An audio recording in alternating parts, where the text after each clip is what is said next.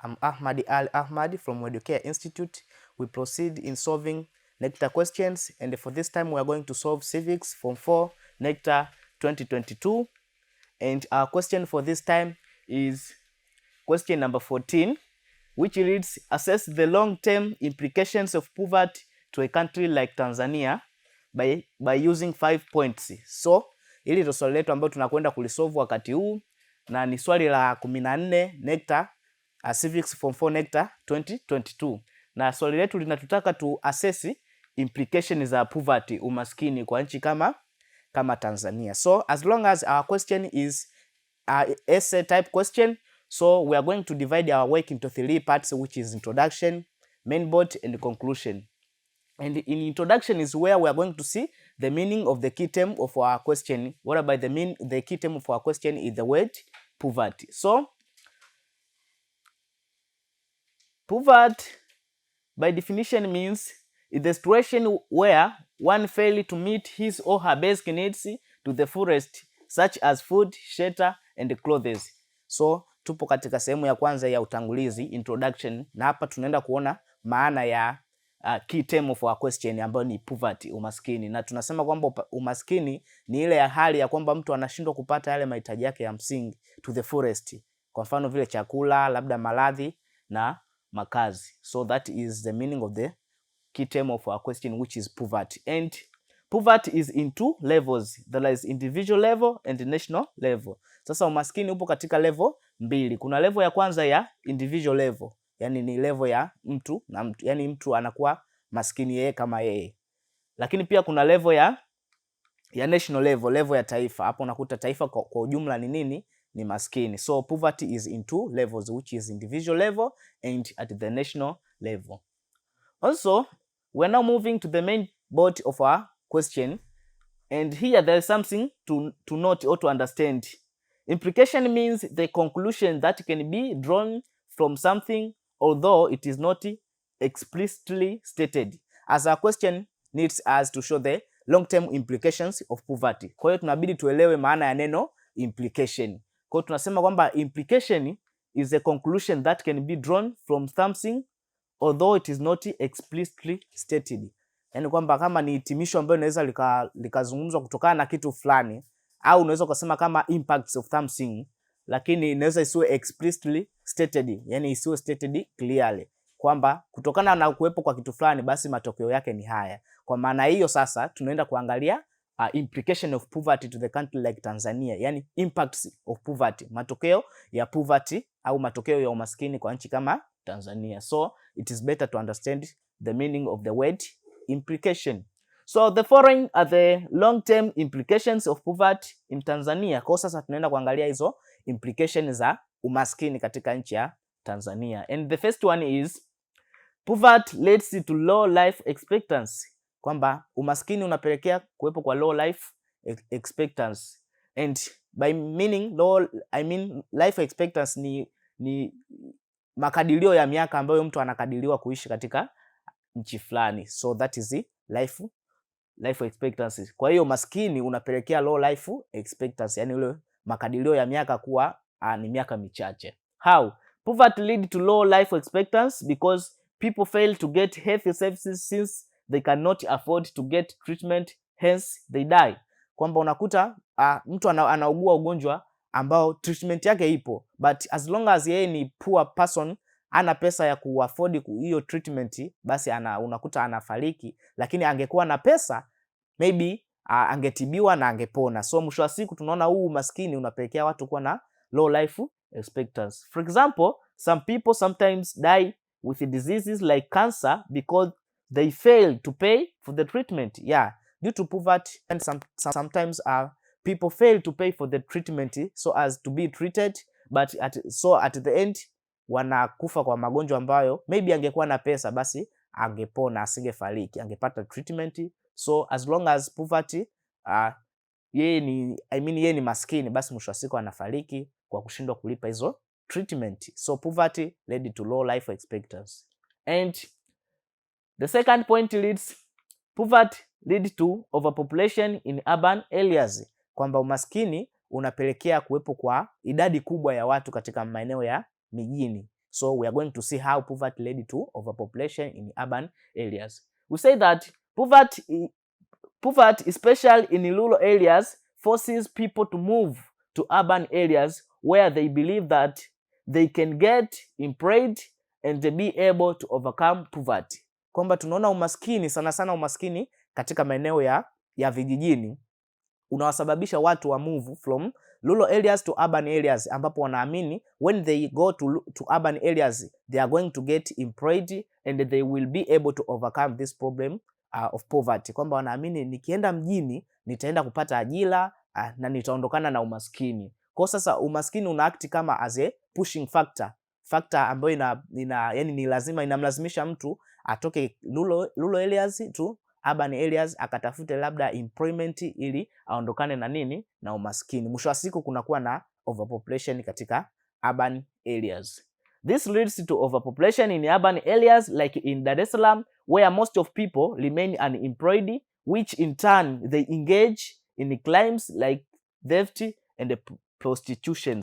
Sasa mwisho wa siku unakuta mtu ameshatoka from rural anaenda urban, alikuwa anatarajia akifika kule anapata employment, mwisho wa siku anakwenda kule hapati employment. For example, here in Dar es Salaam kuna most of people, yani kuna overpopulation ambapo wengi ni unemployed. Basi mwisho wa siku unakuta watu wanajihusisha katika crimes. Kwa mfano kunatokea na vitu kama panyalodi, sijui wengine wanajihusisha katika prostitution, yani wanaenda kwenye madangulo wanajiuza, wanauza miili yao. So these all are the result of poverty which are present in rural areas, whereby people decided to move from rural areas to urban areas, and it is through this where we get the so-called rural to urban migration, and as the result there is overpopulation in urban areas where people still remain unemployed and tend to engage themselves in crimes like prostitution and robbery. So another point is poverty influences people to corrupt. Yani kwamba umaskini unawapelekea watu kuchukua au kutoa, yani kutoa au kuchukua rushwa. Poverty influences people to take corruption in their working places. Kwamba umaskini unawasababisha watu wachukue rushwa katika maeneo yao ya ufanyaji kazi. Yani pale wanapofanya kazi, mwisho wa siku mtu anaona mbona kama sasa na matatizo fulani afu kiasi ninachopata hakinitoshi, so ili atoe service fulani, mwisho wa siku unakuta unabidi umpe something. So that is corruption, and it is caused due to poverty. This is due to the fact that poverty makes some employees to fail to attain their basic needs to the fullest, hence they decide to corrupt. Unakuta mtu kaajiliwa somewhere but anaona kwa kuwa na matatizo mengi na mshahara wake umtoshi, mwisho wa siku ana decide kuchukua nini? Kuchukua rushwa. So poverty influences someone to take corruption when he or she find that he or she have a lot of problems, and his enumeration, meaning that his salary do not be able to fit with those problems. So he or she decide to take corruption so as to solve his or her problem. Kwa mwisho wa siku tunakuta watu wanachukua rushwa katika maeneo yao ya ufanyaji kazi. Kwa sababu gani? Kwa sababu wanaona mishahara yao haitoshi kutatua matatizo yao kwa sababu ya umaskini ambao wanao. So poverty influences people to take corruption. Also, the first point reads, poverty influences high unemployment rate in Tanzania. Kwamba inapelekea nini? Kuwepo kwa idadi kubwa ya watu ambao hawajaajiriwa. That's the impact or implication of poverty in a country like Tanzania. Poverty at the national level in Tanzania makes the government fail to employ its people. Kwamba sasa umaskini ambao upo katika national level hapa nchini kwetu unaufanya serikali ushindwe kuemploy a lot of it is people. Kwa sababu gani? Wanakosa money kwa ajili ya kuwalipa au watu endapo watawafanyaje? Watawaemploy. So we see poverty at the national level, for example here in Tanzania, makes the government to fail to employ its people to the fullest. For example, thousands of graduates in Tanzania are jobless because the government has not enough money to pay them. Kwa unakuta mfano sasa maelfu ya watu waliomaliza elimu ya juu au watu ambao wanastahili waajiriwe, serikali imeshindwa kuwaajiri nchini kwetu. Kwa sababu gani? Inakosa pesa za kutosha za kuwalipa. So we see poverty led to the increase or it leads to high rate of unemployment in a country, for example in Tanzania. Also, we say poverty influences the increase of debt burden of a nation. So this is point number 5, which leads poverty influences the increase of debt burden of a nation, kwamba umaskini unapelekea ongezeko la nini, la deni la taifa. We say that poverty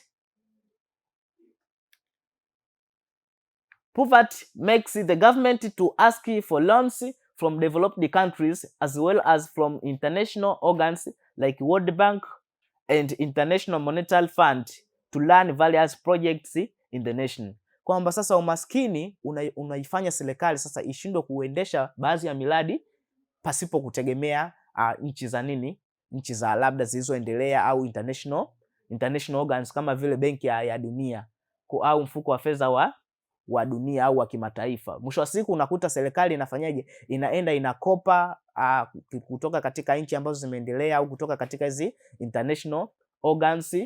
Mwisho wa siku unakuta deni la taifa linafanyaje, linaongezeka. So poverty led to the increase of government burden or national debt burden. So hence this lead to increase of debt burden of a nation. Kwa kupelekea sasa, kwa kuwa serikali ina mwisho wa siku inashindwa kujiendesha yenyewe kama yenyewe kwenye baadhi ya projects, so inaenda inakopa. Ikishakopa tunaona kwamba lile deni la taifa linazidi kufanyaje, linazidi kuongezeka. So poverty led to the increase of national debt burden. And the fifth point, sixth point leads poverty influences environmental degradation, kwamba umaskini unapelekea uharibifu wa mazingira. Poverty influences people in the society to destroy the environment. For example, poverty influences some people to clear forests for establishing farms as it is their only alternative to meet their needs. Others cut down trees for making charcoals to meet their daily needs. Kwamba tunaona umaskini una influence katika uharibifu wa nini, wa mazingira. Namna gani? Kwa mfano tunaona kwamba katika jamii zetu most of people depends on agriculture as their means of gaining or to meet their daily needs. Kwa hiyo wanajikuta watu wana clear a lot of forests so as to establish this agriculture or to establish farms in order for them to meet their daily needs, wapate chakula, wapate clothes, wapate pesa kwa ajili ya kusomesha watoto and other things. Kwa mwisho wa siku tunakuta sasa kupitia deforestation is where we are going to destroy our environment. So poverty has influenced to the environmental degradation. But also due to poverty, other people engage themselves in deforestation so as to make charcoals. Kwamba watu wanakata mikaa, wanakata misitu, wanachoma mikaa, wanatengeneza mikaa kwa sababu ya nini? Ya umaskini, ili mradi tu wapate pesa waende kutimiza mahitaji yao. So tunaona sasa poverty in one way or another ina influence katika environmental degradation. And after seeing the main board, we are now moving to see the last part of our question, which is conclusion. And here a student may provide any relevant conclusion. For example, a student may provide measures to eradicate poverty in Tanzania. Kwa sasa baada ya kuona main board kiini cha swali letu, tunaona sasa sehemu ya hitimisho, na hapa mwanafunzi anaweza ka provide any relevant conclusion, meaning that the conclusion provided by student must be relevant to what we have already discussed in the main board. For example, a student here may conclude by suggesting the ways which can be applied or employed to eradicate poverty in Tanzania. Kwa mfano, mwanafunzi anaweza akasema there should be improvement of infrastructure so as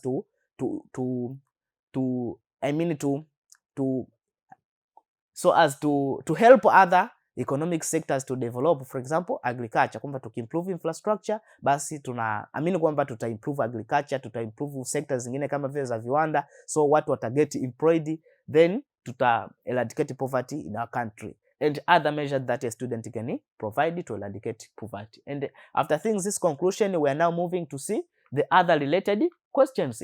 And the first question reads, explain the long-term impacts of poverty to a country like Tanzania by using 5 points. And the second one leads, poverty leads to undesirable effects to a country like Tanzania. Discuss this statement with 6 points. So these two questions seem to be relevant to the previous core question that we have already covered. And here the list of points that a student may use to tackle the previous two questions. And it is this point that we have used to answer the previous core question that we have already answered. The first one leads, poverty leads to low life expectancy. Also, poverty leads to overpopulation in urban areas. Poverty influences people to corrupt. Poverty influences high unemployment. Unemployment rate in Tanzania. Also, poverty influences the increase of debt burden of a nation. Also, the last one leads poverty influences environmental degradation. So, these are the sample of points that a student team may use to answer the previous two questions, and to this point that we have already used to answer the previous core question. And this marks the end of this discussion. See you next.